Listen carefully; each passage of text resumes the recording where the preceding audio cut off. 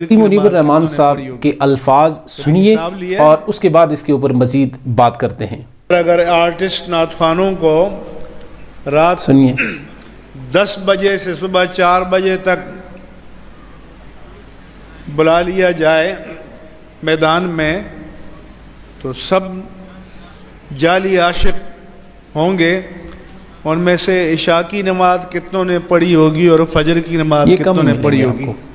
کبھی حساب لیا؟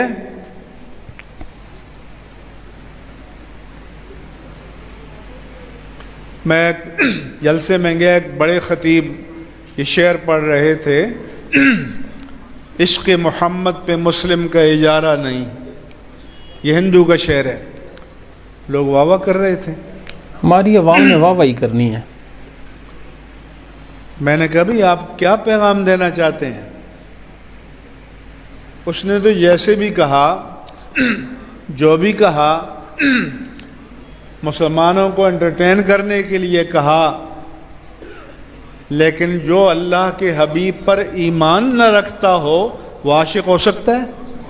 زور سے بولو۔ بالکل نہیں ہو سکتا۔ جو اللہ کے حبیب پر جس کا ایمان نہ ہو، آپ کی رسالت پر جس کا ایمان نہ ہو، وہ عاشق مصطفیٰ ہو سکتا ہے؟ تو پھر یہ پیغام دیا کہ اب عشق کے لیے ایمان بھی ضروری نہیں ہے۔ کتنا پیارا نقطہ بتایا ہے۔ تو یہ کام جو شروع کیا گیا اور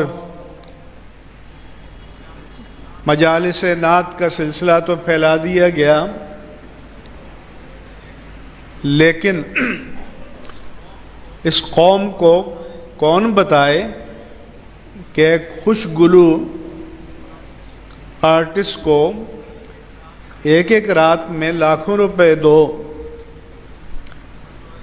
اور جو اللہ کے پیارے حبیب کی حدیث مہینہ بھر پڑھائے، جو اللہ کے کلام کی تفسیر مہینہ بھر پڑھائے، اس کو آپ مہینے میں تو کیا سال میں بھی دیتے ہو؟ کیا بات ہے، کیا جھنجھوڑا ہے قوم کو۔ تو پھر یہ عشق مصطفیٰ ہے؟ زور سے جواب دو نا۔ خاموش ہے عوام اب۔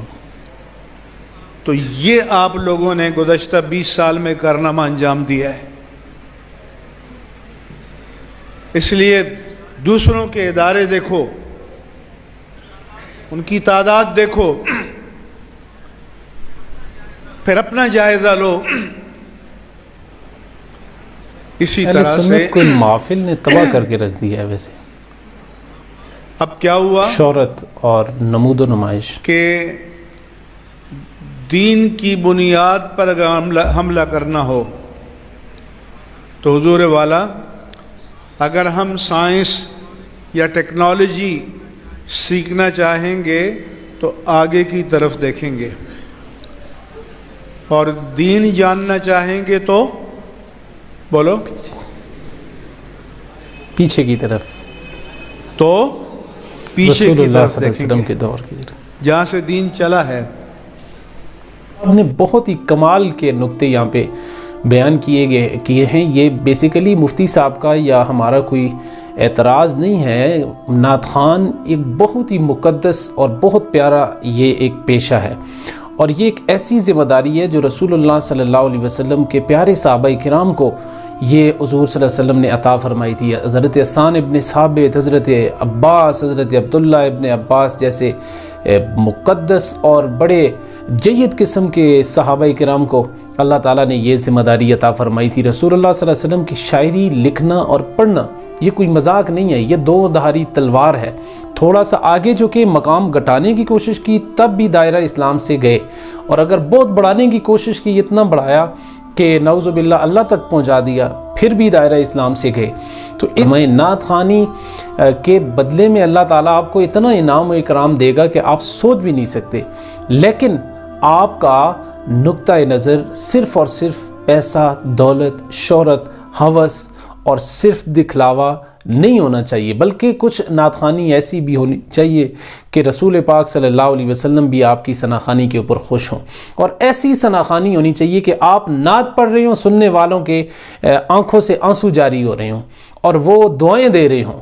جب آپ ہا او کر کے اور میوزک اور گانوں کی طرز کے اوپر بے ڈھنگی اور بے تری قسم کی آ او کی آوازیں نکالیں گے، مجھے بتائیں اس نعت خوانی کا کیا فائدہ؟